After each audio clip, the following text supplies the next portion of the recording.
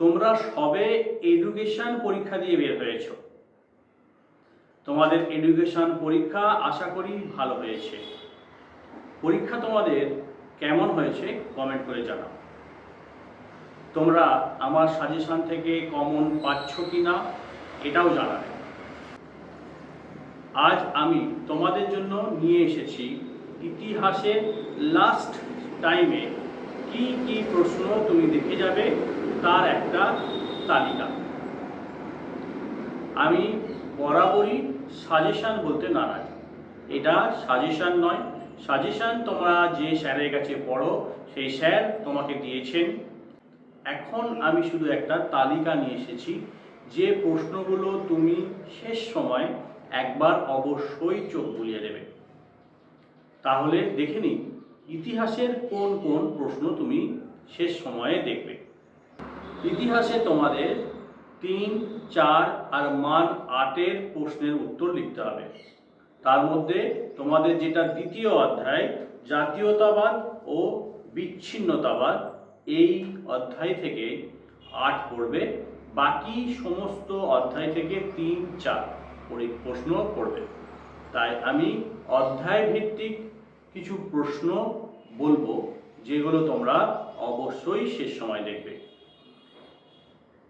1 নম্বর অধ্যায় বিদ্রোহ ও ব্রিটিশ রাজ, এই অধ্যায় থেকে দেখবে তোমরা মহাবিদ্রোহ বা সিপাহী বিদ্রোহের প্রত্যক্ষ কারণ, মহারানীর ঘোষণাপত্রের গুরুত্ব, সিপাহী বিদ্রোহের প্রকৃতি, সিপাহী বিদ্রোহের কারণ, সামাজিক কারণ, রাজনৈতিক, অর্থনৈতিক, এই সমস্ত কারণগুলো দেখে যাবে। সাংস্কৃতিক কারণটাও দেখে নেবে।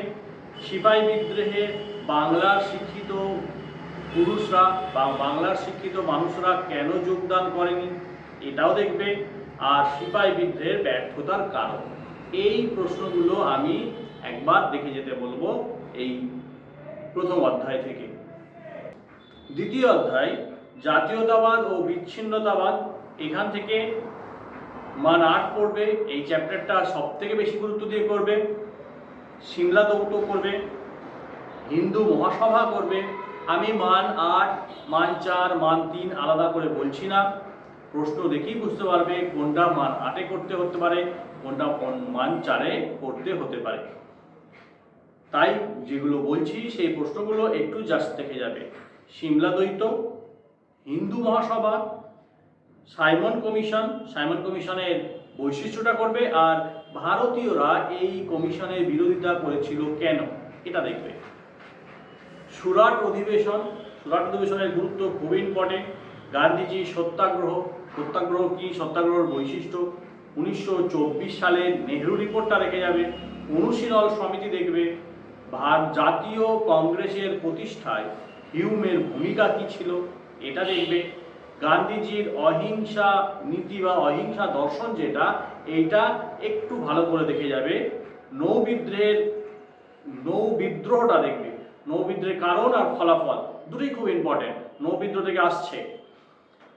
স্বাধীনতা আন্দোলনে আজাদ হিন্দ ফৌজের ভূমিকা, ভারতীয় অর্থনীতিতে প্রথম বিশ্বযুদ্ধের প্রভাব, আলিগড় আন্দোলন দেখবে। ভারত ছাড়ো আন্দোলনের কারণ, প্রভাব আর গুরুত্ব, এই 3টি দেখে রাখবে। আর জোট নিরপেক্ষ আন্দোলনটাও দেখে রাখবে। এই হলো অধ্যায় 2-এর প্রশ্ন। এবারে আমরা দেখব অধ্যায় 3 থেকে কি কি তুমি করবে। অধ্যায় 3 থেকে বেশি বলবো না। গণপরিষদটা দেখবে, গণপরিষদের উদ্দেশ্য, গণপরিষদের কাজগুলো দেখবে।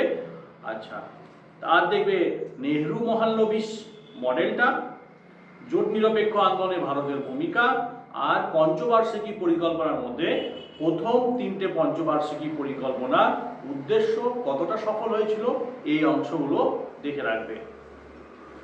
4 নম্বর অধ্যায়ে রাষ্ট্র নির্মাণ ও তৎসম্পর্কিত বিষয়, এই অধ্যায় থেকে তুমি বাংলাদেশের মুক্তিযুদ্ধে ভারতের ভূমিকা, মুক্তিযুদ্ধ বাহিনীর ভূমিকা, মুক্তিযুদ্ধে মুজিবুর রহমানের ভূমিকা, আর 1971 সালের সিমলা চুক্তি, এই প্রশ্নটা তুমি দেখে যাবে।